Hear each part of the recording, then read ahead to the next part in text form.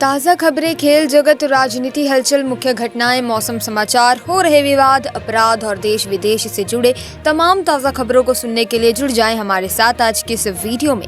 अब हर काम की खबर पहुंचेगी आप तक, वो भी सबसे पहले, लेकिन इसके लिए चैनल को सब्सक्राइब जरूर कर लीजिएगा। पहली खबर देखिए दोस्तों, प्रधानमंत्री नरेंद्र मोदी महाराष्ट्र के पालघर में लगभग 76,000 करोड़ रुपए की लागत वाली वधावन बंदरगाह परियोजना की आधारशिला रखेंगे। वो लगभग 1560 करोड़ रुपए की 218 मत्स्य पालन परियोजनाओं का भी उद्घाटन और शिलान्यास करेंगे।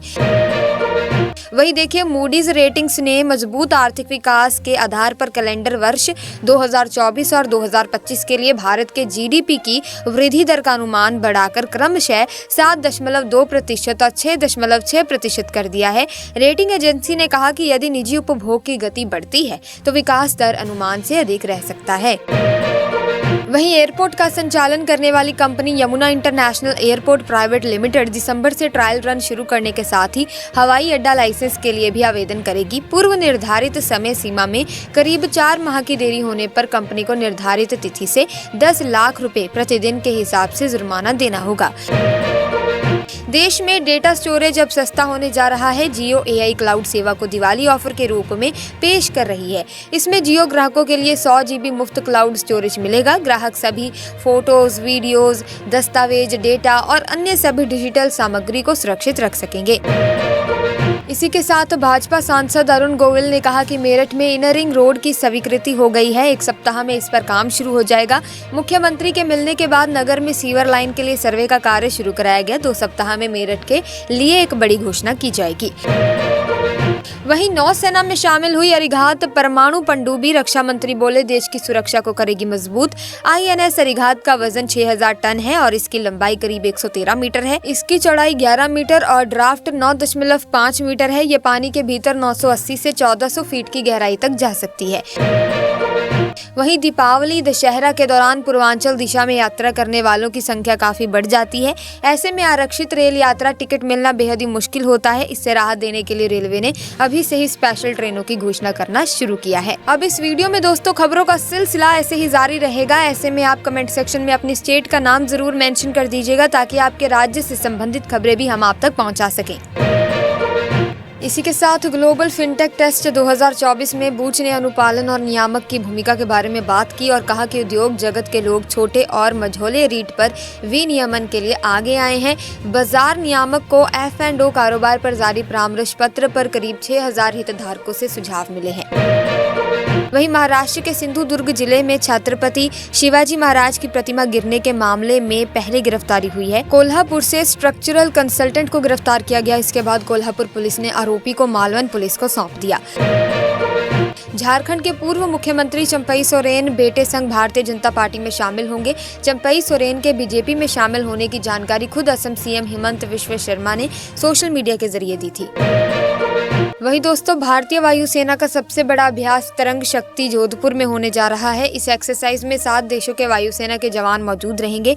वहीं 12 देशों के एयर चीफ भी शामिल होंगे। वे एक दूसरे देश के लड़ाकू विमान में उड़ान भरेंगे। डेमोक्रेटिक पार्टी की उम्मीदवार कमला हैरिस ने राष्ट्रपति चुनाव को लेकर प्रतिक्रिया दी। उन्होंने कहा कि वर्तमान में राष्ट्रपति पद की लड़ाई अमेरिका के भविष्य के लिए है। इसके साथ ही उन्होंने इस बात पर जोर दिया कि भविष्य हमेशा लड़ने वाला होना चाहिए। हरियाणा में विधानसभा के लिए भाजपा की पहली लिस्ट आ सकती है। इसके लिए रात दिल्ली में प्रधानमंत्री नरेंद्र मोदी की अगुवाई में भाजपा की केंद्रीय चुनाव समिति की मीटिंग में टिकटों पर चर्चा हुई। 55 उम्मीदवारों के नाम लगभग तय कर दिए हैं।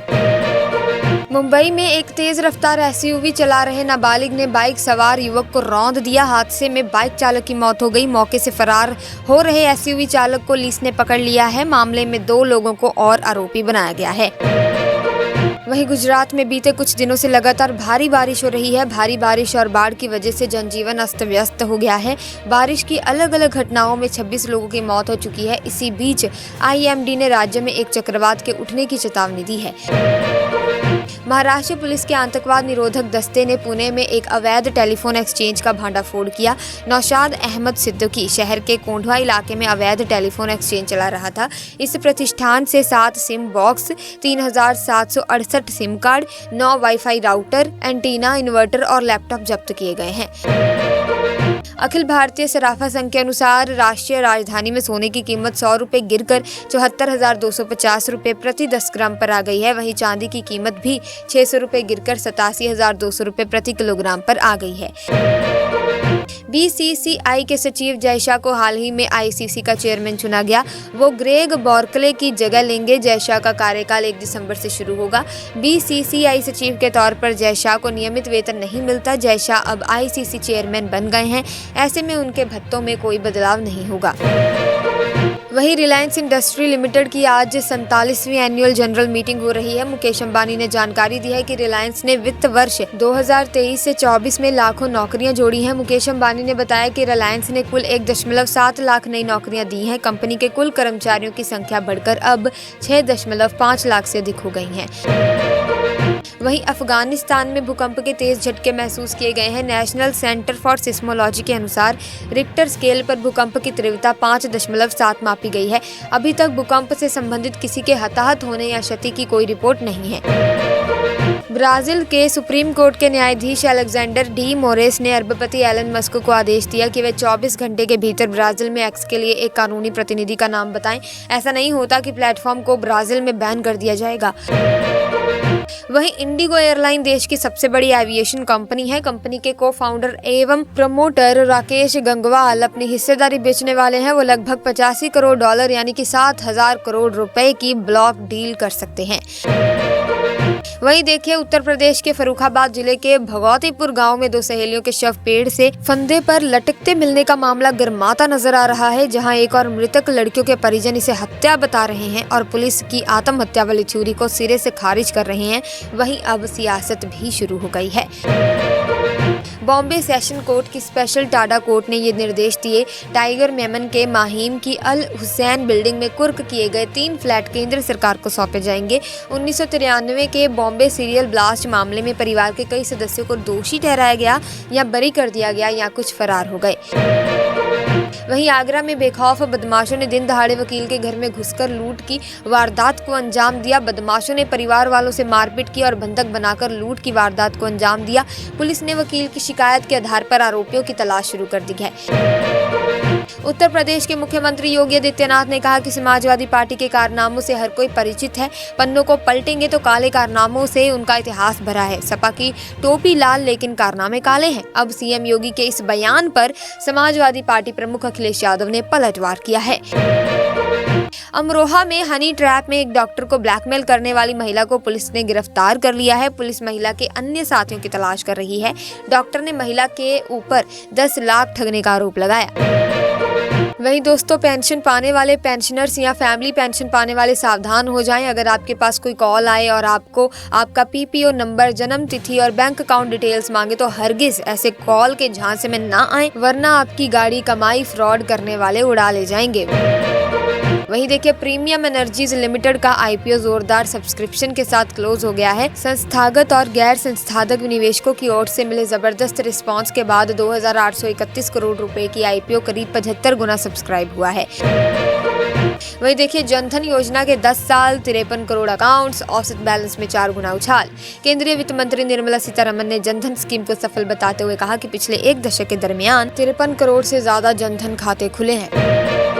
वहीं देखिए, कई राज्यों का नीट यूजी काउंसलिंग का सीट अलॉटमेंट का पहला राउंड का रिजल्ट जारी होगा। इस लिस्ट में उत्तर प्रदेश, राजस्थान और महाराष्ट्र का नाम शामिल है। इन तीनों जगहों का सीट अलॉटमेंट का रिजल्ट रिलीज किया जाएगा। एक के बाद एक भारतीय खिलाड़ी रिटायरमेंट का ऐलान करते हुए दिख रहे हैं। हाल ही में शिखर धवन ने संन्यास का ऐलान किया था। अब जसप्रीत बुमराह के साथ करियर की शुरुआत करने वाले तेज गेंदबाज बरिंदर सरन ने अंतर्राष्ट्रीय क्रिकेट को अलविदा कह दिया है। पश्चिम बंगाल के मुख्यमंत्री ममता बनर्जी के खिलाफ पटना के गांधी मैदान थाना में शिकायत दर्ज हुई है। ये शिकायत मुख्यमंत्री ममता बनर्जी के दिए गए आपत्तिजनक बयान को लेकर दर्ज हुई है। कृष्ण सिंह का कहना है कि सीएम का ये बयान आहत करने वाला है। इजराइल गाजा के वेस्ट बैंक में लगातार सैन्य अभियान चला रहा है। 2 दिनों में करीब 16 फिलिस्तीनियों की मौत हो गई है। इनमें फिलिस्तीन इस्लामिक जिहाद के सैन्य खुफिया कमांडरों में से एक ओसामा गद्दालाह भी शामिल था। दर्जनों विस्फोटक नष्ट कर दिए गए और हथियार भी जब्त किए गए। कंगना रनौत अभिनीत फिल्म इमरजेंसी रिलीज से पहले ही मुश्किलों में फंसती नजर आ रही है। तेलंगाना के मुख्यमंत्री ए रेवंत रेड्डी ने सिख समुदाय के नेताओं को भरोसा दिलाया है कि उनकी सरकार कानूनी सलाह लेने के बाद राज्य में कंगना रनौत अभिनीत फिल्म इमरजेंसी पर प्रतिबंध लगाने पर विचार करेगी। कमला हैरिस ने जोर देकर कहा कि वो अवैध आवर्जन पर सख्त रहेंगी और विवादित तेल गैस फ्रैकिंग तकनीक का भी समर्थन करेंगी। हालांकि उन्होंने ये भी साफ किया है कि वो अपने उदार मूल्यों को नहीं छोड़ेंगी। पर्यावरण मंत्री गोपाल राय ने कहा कि प्रदूषण को कम करने और वायु गुणवत्ता में सुधार को लेकर हॉटस्पॉट के लिए अलग अलग कार्य योजना बनाई जाएगी।